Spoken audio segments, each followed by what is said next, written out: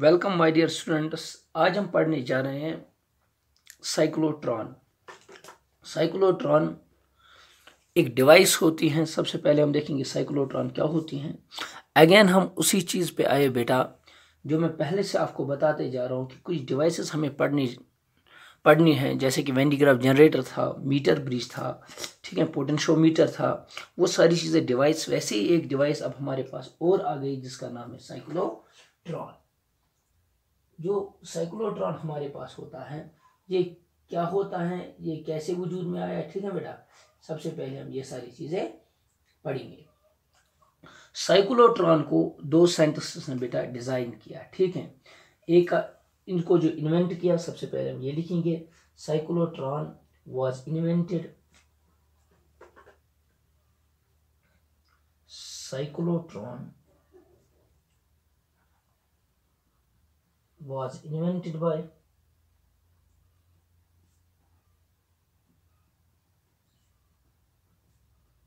दो साइंटिस्ट्स ने इसको क्या किया था, इन्वेंट किया था। was invented by scientists। जिन दो साइंटिस्ट्स का नाम था, मैं यहाँ पे नाम लिखूंगा बेटा। एक का नाम था लॉरेंस, पूरा नाम था बेटा E.O, ठीक है, लॉरेंस। और दूसरा का नाम था बेटा M.S लिविंगस्टोन।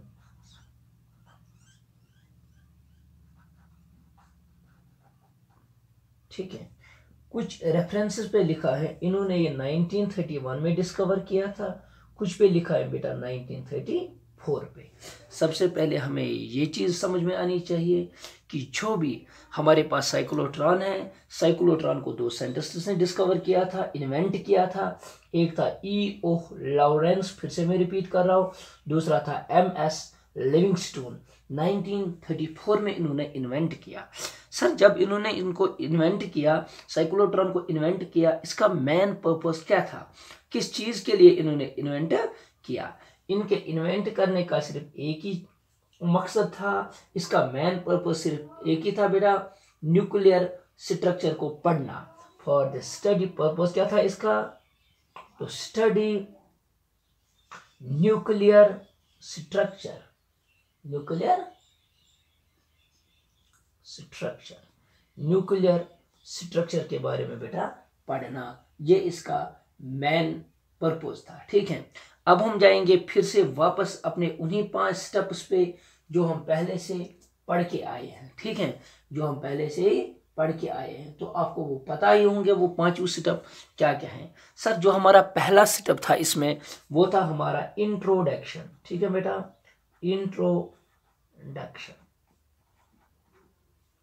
इंट्रोडक्शन हम देखते हैं सिर्फ इस साइक्लोट्रॉन के बारे में, जो डिवाइस हैं इसके बारे में हम इंट्रोडक्शन पहले देते हैं कि ये क्या डिवाइस होते हैं, ये किस काम में आता है।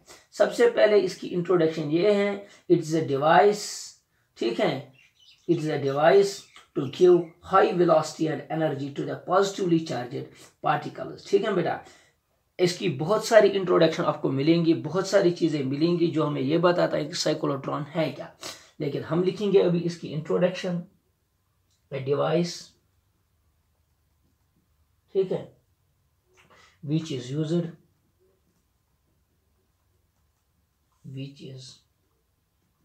यूज्ड टू गिव, ठीक है, to give high velocity and energy, high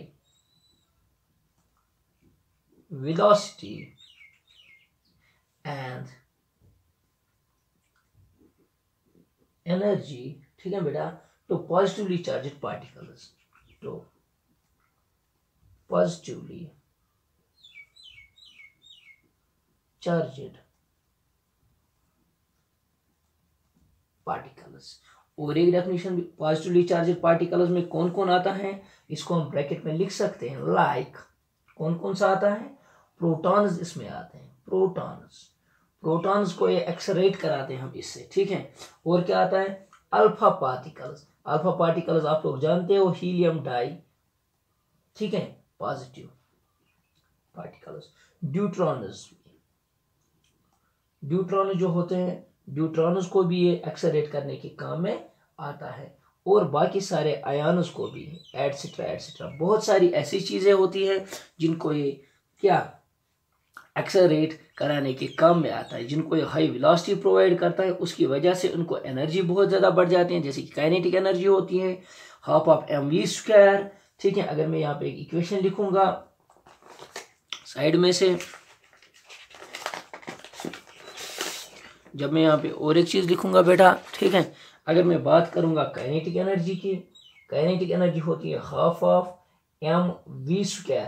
जितनी वेलोसिटी बढ़ जाएगी ना उतनी काइनेटिक एनर्जी भी बढ़ जाएगी। जब हम वेलोसिटी इसकी बढ़ाते हैं एनर्जी, वही मैंने यहाँ पे लिखा, a device which is used to given high velocity and energy. जब वेलोसिटी को बढ़ाई तो उसकी वजह से क्या आएगी, एनर्जी, तो पॉजिटिवली चार्जड पार्टिकल। ये पहले इसकी इंट्रोडक्शन। दूसरी चीज जो हम इसमें लिखते थे दैट इज प्रिंसिपल। ठीक है, ये किस नियम पे काम करते हैं, तो दूसरी चीज हम इसमें नोट करेंगे बेटा, प्रिंसिपल। प्रिंसिपल में आप क्या लिखोगे बेटा, ए चार्जड पार्टिकल को जब भी हम एक इलेक्ट्रिक फील्ड में रखते हैं, मान लो कि ये मेरे पास इलेक्ट्रिक फील्ड है, this is electric field, definitely यहाँ पे पॉजिटिव चार्ज होनी चाहिए, यहाँ पे नेगेटिव चार्ज होनी चाहिए। क्यों, because electric field start from positive and ends at negative. इसमें मैंने कोई चार्जड पार्टिकल रखा पॉजिटिव, पॉजिटिव पॉजिटिव को क्या करेगा, रिपल, और नेगेटिव क्या करेगा, अट्रैक्ट। ये जल्दी से इधर दौड़ के जाएगा, दैट मीन इसमें आएगा एक्सेलरेशन, एक्सेलरेशन। तो ऐसे में लिख सकता हूँ एक charged particle in electric field accelerates. एक चार्जड पार्टिकल एक इलेक्ट्रिक फील्ड में क्या होता है, एक्सेलरेट होता है। लेकिन जब हम एक चार्जड पार्टिकल को, जो मैंने पहला वाला लेक्चर दिया है, जो मैंने बोला था this is base of cyclotron, अगर हम एक यूनिफॉर्म मैग्नेटिक फील्ड में परपेंडिकुलर थ्रो करेंगे एक चार्जड पार्टिकल को, तो परपेंडिकुलर मूव करेंगे तो उसकी डायरेक्शन चेंज होती है। उसकी डायरेक्शन क्या होती है, वो सर्कल बनाता है, ये भी हमें पता है। तो ये दोनों चीजें इसके प्रिंसिपल में आती हैं, तो हम इसके प्रिंसिपल पहले नोट करेंगे। ये कैसे आपको समझ में आएंगे, ये आपको बेटा आराम से समझ में आएंगे जब हम इसकी डिस्क्रिप्शन एंड डायग्राम पढ़ेंगे, जो इसका सेटअप नंबर 3 है। तो सबसे प्रिंसिपल नंबर फर्स्ट, ये दो प्रिंसिपल्स पे काम करते हैं। Principle number first, a charged particle, ठीक है, a charged particle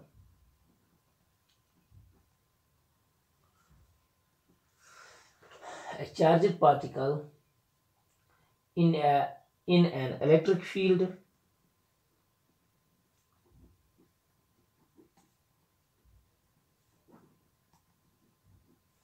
gets accelerated,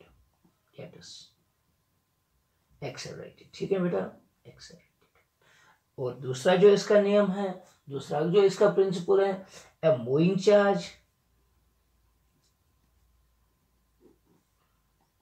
in magnetic field. ठीक है बेटा, वो था इलेक्ट्रिक फील्ड, ये क्या है, in a magnetic field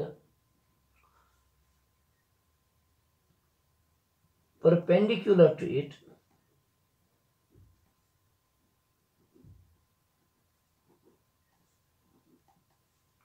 makes a circle. ये क्या बना देता है बेटा, सर्कल। ये दोनों चीजें आपको समझ में आई होंगे। ये इसका प्रिंसिपल है, ये इसका इंट्रोडक्शन था। अब जो मोस्ट इंपॉर्टेंट चीज इसमें हम पढ़ने जा रहे हैं that is known as description and diagram. Description and diagram most important चीज, थर्ड वन जो हम पढ़ने जा रहे हैं, मोस्ट इंपॉर्टेंट इसका पार्ट। तो डिस्क्रिप्शन एंड डायग्राम को प्लीज आप लोग अच्छे से कंसंट्रेट करना। डिस्क्रिप्शन एंड डायग्राम क्या है, तो यहाँ पे मैं अब बनाने जा रहा हूँ साइक्लोट्रॉन की डायग्राम, और उसी डायग्राम के एक एक पार्ट को मैं यहाँ से डिस्क्राइब करने जा रहा हूँ। सबसे पहले एक साइक्लोट्रॉन के ऊपर एक पोल लगा होता है और नीचे और एक मैग्नेटिक पोल लगा होता है। ये दोनों के दोनों मैग्नेटिक पोल जो होते हैं ये होते हैं इलेक्ट्रोमैग्नेटस के बने होते हैं। इलेक्ट्रोमैग्नेटस।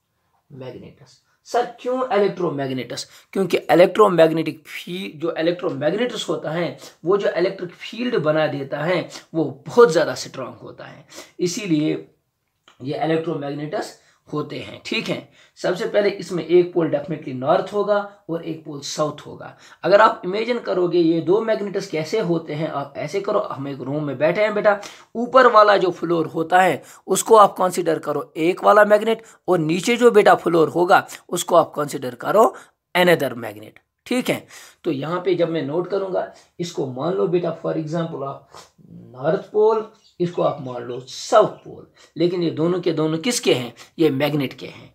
तो magnetic field line starts from north end at south, या leaves the magnet from north enter the magnet at south forming continuously closed loops. ऐसे बेटा वहां से एक मैग्नेटिक फील्ड लाइनस होंगे, ऐसे वहां से मैग्नेटिक फील्ड लाइनस की डायरेक्शन होगी। ठीक है, ये बहुत ही स्ट्रॉन्ग मैग्नेटिक फील्ड होता है। दैट मीन्स ये हमारे पास बी की डायरेक्शन है नीचे की ओर। ठीक है, लेकिन इसके बीच में हम रखते हैं दो हॉलो डीज, इनके बीच में ये ऊपर वाला फ्लोर, ये नीचे, इन दोनों के बीच में, ये आप मान लो नीचे वाला या आप ऊपर वाला, इन दोनों के बीच में यहाँ कहीं पे हमने रख दिया। जब हम इन दोनों के बीच में रखते हैं ना, तो वो कैसे आता है बेटा, वो ऐसे मान लो,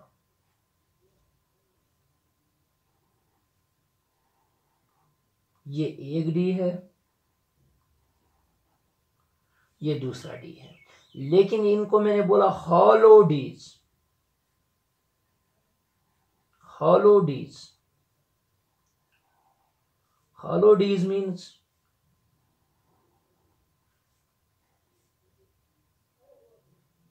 हॉलो डीज मीन्स अंदर से खाली।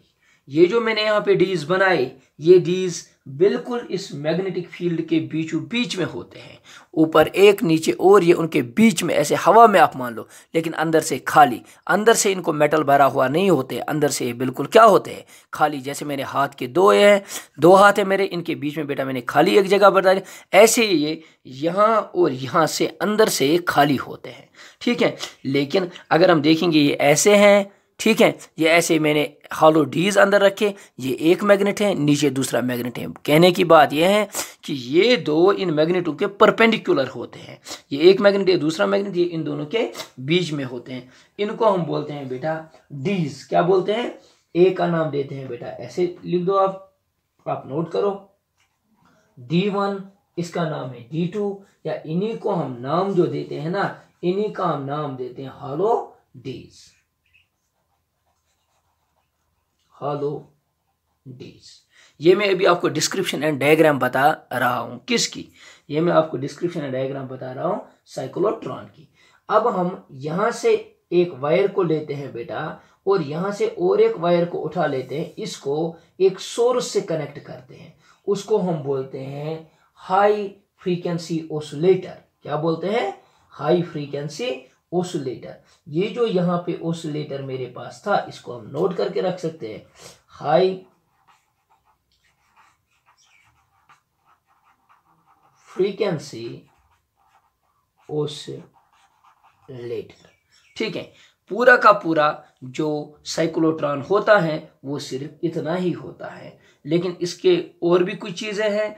यहाँ पे एक चीज लगी होती है जिसको हम बोलते हैं सोर्स।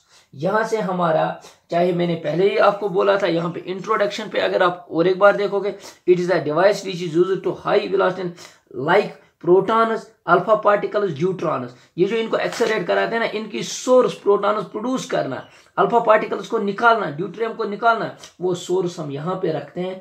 इस चीज को मैं यहाँ पे लिखूंगा बेटा, दिस इज सोर्स। तो ये सोर्स होती है। और एक चीज इसमें होती है, वो होती है यहाँ पे, उसको हम बोलते हैं ओपनिंग, जहां से राउंड मार मार के यहां से ये बाहर आएगा। अभी हम नहीं पता कैसे बाहर आएगा, लेकिन इतना तो हमें पता है। Description and diagram. सबसे पहले अगर हमें डिस्क्रिप्शन में लिखना होगा तो हम कैसे लिखेंगे इसकी डिस्क्रिप्शन एंड डायग्राम में। डायग्राम तो यही बनानी है, डायग्राम आपको क्लियर हुई होगी, डायग्राम बस इतनी आपको बनानी है, ठीक है।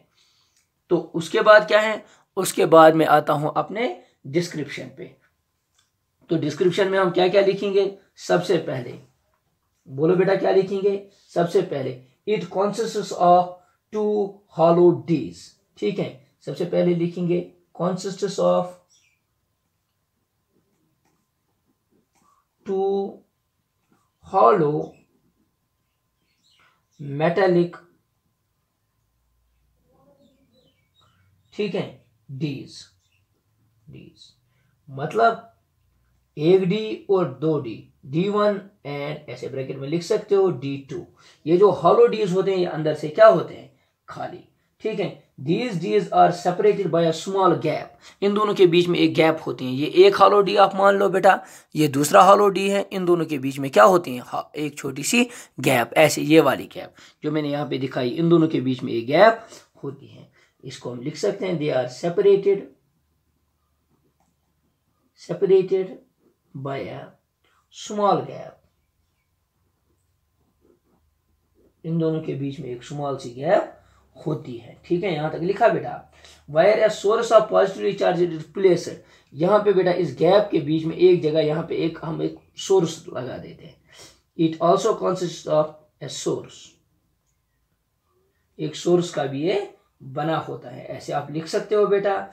These are connected with the high frequency oscillator, और क्या है इसमें, हाई फ्रीक्वेंसी ऑसिलेटर, ठीक है, high frequency oscillator which provides high electric field between these gaps. जो ये गैप एक है बेटा, इन गैप के बीच में ये एक हाई इलेक्ट्रिक फील्ड प्रोवाइड करेगा। कौन, जो मैंने हाई फ्रीक्वेंसी ऑसिलेटर लगाया, ये यहाँ पे एक स्ट्रॉन्ग सा इलेक्ट्रिक फील्ड इन दोनों के बीच में क्या करेगा, प्रोवाइड करेगा, ठीक है।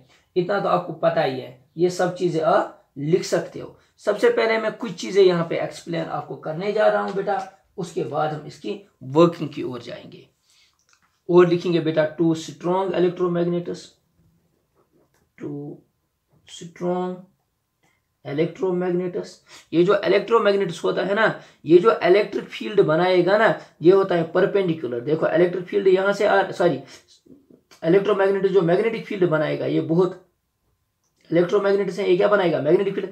ये मैग्नेटिक फील्ड आप मान लो ऐसे हैं बेटा, जो इसके बीच में मैंने ये रखा ना, ये प्लेट, ये ऐसे है, अच्छे से देखना, इन दोनों के बीच में कितना एंगल है, 90 डिग्री। ये प्लेट है और यहाँ से जा रही हैं कौन सी, मैग्नेटिक फील्ड लाइनर्स यहाँ से जा रहे हैं, तो इन दोनों के बीच में कितने डिग्री एंगल है, 90 डिग्री एंगल है। इतना भी समझ आया। और हाई फ्रीक्वेंसी ऑसिलेटर क्या होता है, हाई फ्रीक्वेंसी ऑसिलेटर काम करता है, ये पहले यहाँ से देगा positive charge, at the same time यहाँ से ये क्या देगा, नेगेटिव, तो ये बनेगा नेगेटिवली चार्ज, ये बनेगा पॉजिटिवली चार्ज। इसके बाद ये अपनी पोलैरिटी चेंज करता है, फिर ये यहाँ से पॉजिटिव देता है, यहाँ से नेगेटिव देता है, फिर यहाँ से नेगेटिव, यहाँ से पॉजिटिव, फिर यहाँ से पॉजिटिव, यहाँ से नेगेटिव, कंटिन्यूअसली ये चेंज करता रहता है। पहले पॉजिटिव नेगेटिव, ऐसे ये कंटिन्यूअसली, पहले इसको पॉजिटिव, इसको नेगेटिव, फिर सेम टाइम, उसके बाद विद इन नो टाइम ये इसको पॉजिटिव देगा, इसको नेगेटिव, फिर ऐसे कंटिन्यूअसली पोलैरिटी चेंज होती रहेगी। होप यहां तक आपको समझ आया होगा। अब हम थोड़े बहुत आगे चलते हैं। अब देखो बेटा, अब मैं आता हूं मेन चीज पे, उसको हम बोलते हैं वर्किंग जो होते हैं, ये साइक्लोट्रॉन काम कैसे करता है। देखो बेटा, यहां से जब इसको पॉजिटिव चार्ज इसने दी, देखो यहां पे मैं एक डायग्राम बना देता हूं।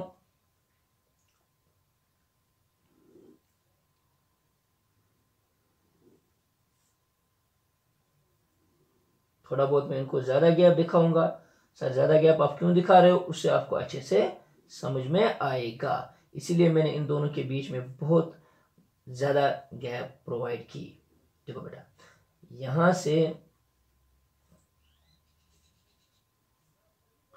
से एक सोर्स ने जनरेट किया, यहां से मैग्नेटिक फील्ड नीचे की ओर आ रहा है, दिस इज मैग्नेटिक फील्ड, यहां से ऐसे नीचे की ओर मैग्नेटिक फील्ड आ रहा है, ठीक है। यहां से जब सोर्स ने जनरेट किया ना, यहां से एक ऑसिलेटर जो मैंने लगाया ना, हाई वोल्टेज ऑसिलेटर, उसने इसको कौन सा चार्ज दिया, सर इसको पॉजिटिव चार्ज दिया। जब पॉजिटिव चार्ज दिया ना, तो ये क्या एक्ट करेगा, पॉजिटिवली चार्ज। जब यहां से अल्फा पार्टिकल निकला ना, अल्फा पार्टिकल जब वो इस यहां से निकला, क्यों निकला? क्योंकि पॉजिटिव पॉजिटिव को रिपल करेगा, ये प्लेट इसको यहाँ से धक्का दे रहा है, तो ये वाला जो हॉलो है ना, हॉलो बेटा क्या इसको प्रोवाइड करेगा? इसको तो नेगेटिव है, नेगेटिव इसको क्या करेगा? इसको तो नेगेटिव चार्ज है, इसको क्या करेगा? अट्रैक्ट, ये सीधे इधर की ओर जाता है। जब ये इधर की ओर जाता है ना, ये तो हॉलो है, ये सीधे इसके अंदर ऐसे जाएगा, ठीक है, इसके अंदर जाता है ऐसे। जब ये इसके अंदर जाता है ना, एट द सेम टाइम जब ये अंदर जाता है, charge always resides on the outer surface. हम पढ़ चुके हैं बेटा, चार्ज कहां पे रहती है? सिर्फ outer surface of the body पे। जब ये आउटर सरफेस पे रह गई ना पूरी चार्ज, दैट मीन्स अंदर सिर्फ मैग्नेटिक फील्ड ही होगा। मैग्नेटिक फील्ड इसके अंदर रहता है बेटा, लेकिन मैग्नेटिक फील्ड अब क्या काम करेगा? देखो मैग्नेटिक फील्ड नीचे की ओर, और देखो मैग्नेटिक फील्ड ऐसे जा रहा है, चार्ज इसमें एंटर ऐसे हुई, अल्फा पार्टिकल ऐसे हुई। दैट मीन्स अब जो अल्फा पार्टिकल के पास वेलोसिटी है ना, ये जो वेलोसिटी अल्फा पार्टिकल के है और जो मैग्नेटिक फील्ड नीचे की ओर है, इन दोनों के बीच में 90 डिग्री एंगल है। अगर वेलोसिटी और मैग्नेटिक फील्ड के बीच में 90 डिग्री एंगल है, तो इस पे एक फोर्स लगेगा जो इसको टर्न करेगा। F = Q V भी पढ़ चुके हैं, F = Q V and B sine of theta. जब 90 डिग्री होता है तब ये फोर्स मैक्सिमम होता है। अब जब इस पे फोर्स लगेगा सर किधर की ओर? F, B और I पता है ना बेटा, B किधर? नीचे, ये देखो F B I, B किधर? नीचे, वेलोसिटी किधर? इधर। तो इस पे किधर की ओर फोर्स लगेगा? ऐसे लगेगा, ठीक है, ऐसे। दैट मीन्स ये जो चार्ज है ये सीधे ऐसे नहीं जाएगी, ये मैग्नेटिक फील्ड इसको टर्न करेगा बेटा इधर की ओर, ऐसे हुई है टर्न। जब तक ये टर्न होती है ना, जब तक ये चार्ज यहां से निकल के इधर आई, फिर यहां से टर्न होनी स्टार्ट लगी, उतनी देर इसकी पोलैरिटी चेंज होती है। जब ये यहां तक ये चार्ज अल्फा पार्टिकल पहुंच गया, इसकी पोलैरिटी फिर से चेंज हो गई, ये अब पॉजिटिव बन गया, ये नेगेटिव बन गया। जब ये पॉजिटिव बन गया, ये नेगेटिव बन गया, जब ये यहां से निकलता है ना, क्योंकि पॉजिटिव अब इसको फिर से रिपल करेगा, अब ये वाला डी पॉजिटिव बन गया और ये वाला डी नेगेटिव बनेगा, तो ये इसको यहां से ऐसे एक धक्का मारता है, क्योंकि पॉजिटिव पॉजिटिव को रिपल करता है और नेगेटिव क्या करेगा? अट्रैक्ट, तो ये इसमें आ जाता है। फिर से इस मैग्नेटिक फील्ड के कारण ये ऐसे टर्न होता है बेटा, ठीक है।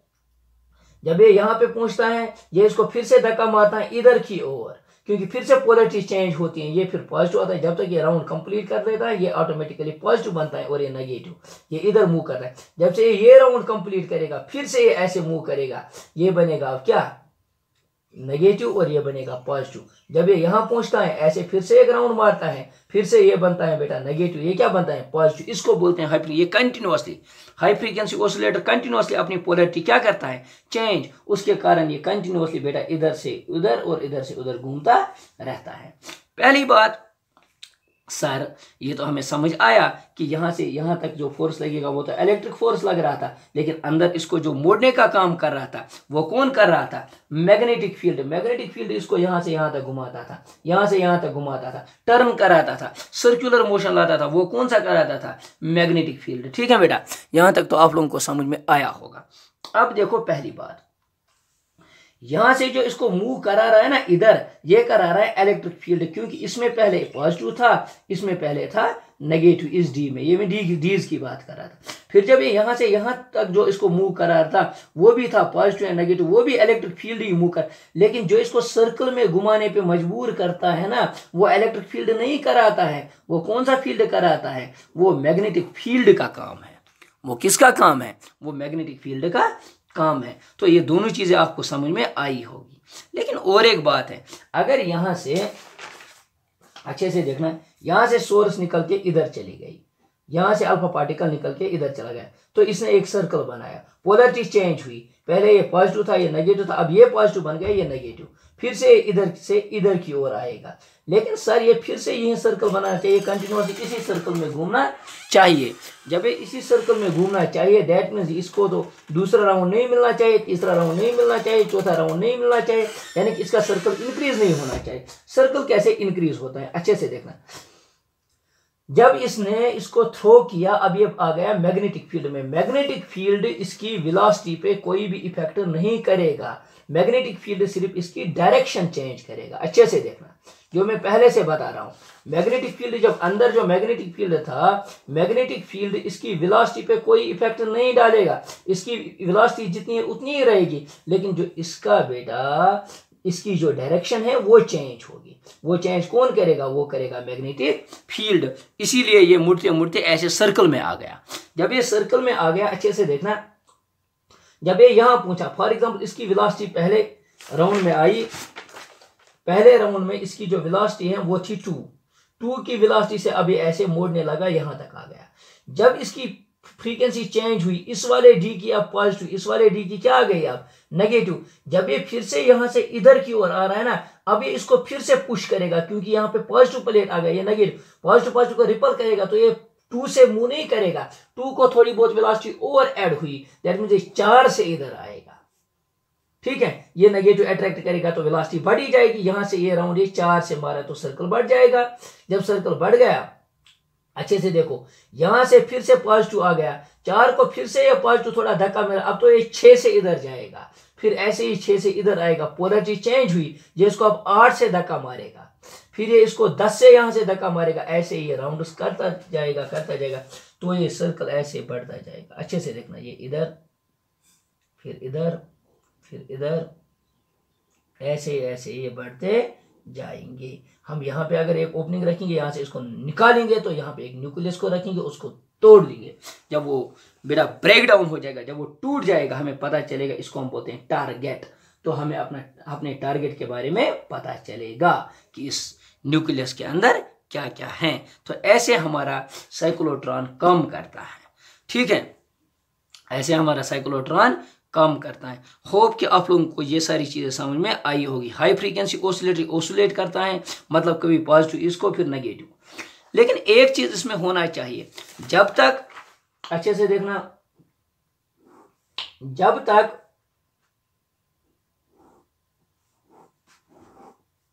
ये मान लो ये D1 है, ये मान लो ये D2 है, जब तक ये यहां से यहां तक राउंड मारेगा ना, जब तक ये यहां से यहां तक वापस आएगा ना, तब तक इसकी पोलरिटी चेंज होनी चाहिए। अगर तब तक पोलरिटी चेंज नहीं हुई, फॉर एग्जाम्पल अल्फा पार्टिकल ये पॉजिटिव था, ये क्या है नेगेटिव, ये चलते चलते चलते चलते इधर आ गया, जब तक ये इधर पहुंचने वाला होगा, इसकी पोलरिटी चेंज होनी चाहिए, या पॉजिटिव बनना चाहिए नेगेटिव।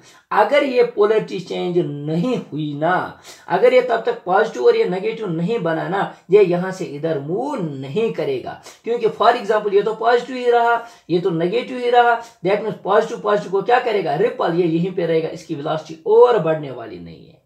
ये तो ऐसे कंटिन्यूअसली चेंज करना चाहिए, फिर ये इधर से इधर जाना चाहिए। जब ये यहां तक पहुंचा, फॉर एग्जांपल इसकी वेलोसिटी अब क्या थी, पहले ये नेगेटिव था, इसने इसको अट्रैक्ट किया, अगर ये यहां से फिर पॉजिटिव ना बना, ये नेगेटिव ना बना, तो ये यहां से यहां कभी भी मूव नहीं करेगा, ये यहां से यहां मूव नहीं करेगा। इसके बाद मान लो पोलरिटी चेंज हुई, पॉजिटिव नेगेटिव, ये अब घूमते घूमते इधर आ गए, जब तक ये यहां से यहां तक आएगा ना, तब तक ये डेफिनेटली पॉजिटिव बनना चाहिए या नेगेटिव बनना चाहिए। जब ये पॉजिटिव नेगेटिव, फिर ये इधर आ सकता है, ऐसे ये कंटिन्यूअसली राउंड मारते मारते फिर इस टारगेट से बाहर आएगा और अपने टारगेट को हिट करेगा। इस चीज को हम बोलते हैं बेटा, एक टर्म हम बोलते हैं सिंक्रोनाइजेशन, या इसको और एक चीज भी बोलते हैं, ये आउट ऑफ स्टेप नहीं होना चाहिए, out of step. Out of step आप जानते हो बेटा, अगर हम कहीं पे एक्सरसाइज करते हैं, सभी एक जैसा करते हैं, किसी एक ने उसके अगेंस्ट की, यानी कि उसके अपोजिट में की, हम कहते हैं सारे हैं बेटा इन स्टेप, लेकिन वो जो जिसने अगेंस्ट की, उसको हम बोलते हैं क्या, आउट ऑफ स्टेप। ठीक है, अब मेन चीज जो है, इतना तो आप लोगों को समझ में आया ही होगा, ये इसकी वर्किंग थी, ये इसकी डिस्क्रिप्शन डायग्राम थी। अब मोस्ट इंपॉर्टेंट चीजें जो यहाँ पे हैं, that is known as what, that is known as it is calculation. अब हम कंसंट्रेट करेंगे इसके कैलकुलेशंस पे। यहाँ पे देखो,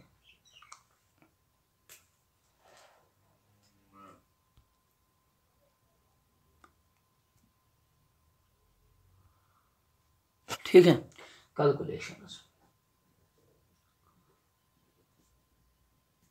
कैलकुलेशन वैसे ही हैं जैसे मैंने वहां पे बताया। सबसे पहले हम कैलकुलेशन निकालेंगे, किसी की भी कैलकुलेशन अगर निकालनी होगी, हमें लिखना है जो ये यहाँ से मुड़ रहा था ना, ये इलेक्ट्रॉन जो ये टर्न कर रहा था ना, यहाँ से इसको फुलफिल कर रहा था सेंट्रीपिटल फोर्स, मैग्नेटिक फोर्स जो इस पे लग रहा था, मैं लिख सकता हूँ बेटा फिर से वही equation, centripetal force is equal to magnetic force. Magnetic force की कंडीशन को सेंट्रीपिटल फोर्स फुलफिल कर रहा था, वो गया बेटा mv square, divided by R is equal to Q V B. Square और V cancel, v is equal to Q B are divided by M. ऐसे लिख सकता हूं, this is equation for velocity.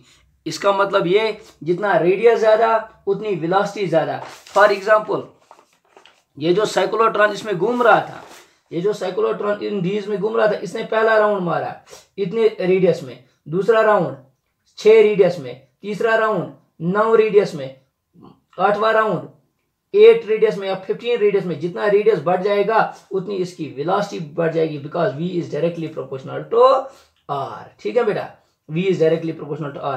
q is constant charge, magnetic field हमने एक बार लगा दिया तो constant, mass of this alpha particle constant, v is directly proportional to r। जितने ज्यादा रेडियस में घूमेगा उतनी ज्यादा इसकी वेलोसिटी आएगी। समझ में आया? और एक चीज, अब अगर इसकी फ्रीक्वेंसी निकालनी होगी, या फ्रीक्वेंसी को छोड़ो, अगर मैं निकालूंगा v is equal to Q B r, इतना तो हम जानते हैं, ये तो पहले ही। अब अगर हमें टाइम पीरियड निकालना होगा तो मैं लिख सकता हूं v इज इक्वल टू, फिर से वही equation r omega, this is relationship between linear velocity and angular velocity. तो मैं लिख सकता हूं r omega is equal to, यहां पे v की जगह r omega is equal to Q B are divided by m। r cancels out, omega is equal to, omega अगर फ्रीक्वेंसी निकालनी होगी, omega is equal to Q B upon m. This is known as frequency of what? Frequency of oscillator. ठीक है, अगर time period omega की जगह लिखो बेटा 2 pi upon T, because omega is equal to 2 pi upon T.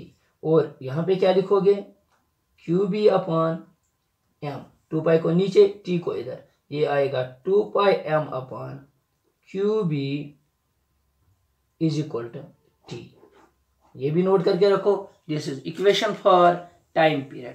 अगर हमें अब ये कहना होगा कि 1 डी में कितना टाइम लगेगा, टाइम पीरियड फॉर 1 डी, ये तो कंप्लीट ही होगा यहां से यहां तक दोनों डीज में। अगर होगा time period for 1 D, for 1 D 1 D में कितना टाइम लगेगा, तो वो तो अगर 2 डीज में इसको इतना लगा तो 1 डी में इसका हाफ लगेगा, तो वो लगेगा बेटा pi M 2 pi M Q B divided by 2, वो लगेगा बेटा टी बाई 2, क्योंकि हाफ टी लगेगा 1 डी में, 2 और 2 cancel out, pi m by q b, इतना टाइम लगेगा बेटा 1 डी में। This is time period for D first या डी सेकंड, 1 डी में इतना टाइम लगेगा। ठीक है, 1 डी में इसको इतना टाइम लगेगा। ये सारी कैलकुलेशन आपको ऑलरेडी पता है, ये सारी कैलकुलेशन हम कर चुके हैं। अब अगर इसकी काइनेटिक एनर्जी की कैलकुलेशन करनी है, काइनेटिक एनर्जी की जो कैलकुलेशन हम करेंगे वो देखना अच्छे से बेटा। मैं लिख सकता हूं kinetic energy is equal to half of m v square. तो वो मैं लिख सकता हूं हाफ ऑफ एम को ऐसे ही वी स्क्वायर, वी का वैल्यू तो मुझे पता है, वो बनेगा फिर से q square b square r square divided by m square. This is expression for kinetic energy of an alpha particle which is moving inside a cyclotron. बिल्कुल ये वैसे ही है, बिल्कुल ये वैसे ही पढ़ना है जैसे हम पहले वो पढ़ चुके हैं, motion of A charger particle inside a uniform magnetic field, जो मैं वो पढ़ा चुका हूँ। बिल्कुल ये वैसे ही है, बिल्कुल इसकी डेरिवेशन वैसी है, लेकिन इसमें जो मेन चीज इसमें था वो थी इसकी डिस्क्रिप्शन एंड डायग्राम, उसको थोड़ा बहुत समझना था। अगर आपको ये चीज समझ में आई अच्छे से तो बेटा आपको अब ये प्रिंसिपल्स दो कहाँ पे यूज होते हैं, यहाँ से यहाँ तक जो ये मूव कर रहे हैं चार्ज, ये तो इलेक्ट्रिक फील्ड में मूव कर रहे हैं, और अंदर किस में ये मूव कर रहे हैं, मैग्नेटिक फील्ड में। मैग्नेटिक फील्ड सिर्फ इसकी डायरेक्शन चेंज करती हैं, ठीक है, और ये इसका क्या, ये इसको एक्सेलरेट कराती हैं इलेक्ट्रिक फील्ड, ये इसकी वेलोसिटी बढ़ाती है और ये इसकी डायरेक्शन बढ़ाती हैं। जितने ये राउंड ज़्यादा मारेगी उतनी इसकी वेलोसिटी ज़्यादा आएगी, तो ये जब बाहर निकलेगी ये बहुत ज़बरदस्त वेलोसिटी से बाहर आएगी, तो उससे जो भी इसके सामने टारगेट है उसको ब्रेक करेगा, हमें अंदर पता चलेगा कि इसके अंदर क्या है, इसके अंदर क्या है। अब कुछ लिमिटेशन ऑफ साइक्लोट्रॉन है, लिमिटेशन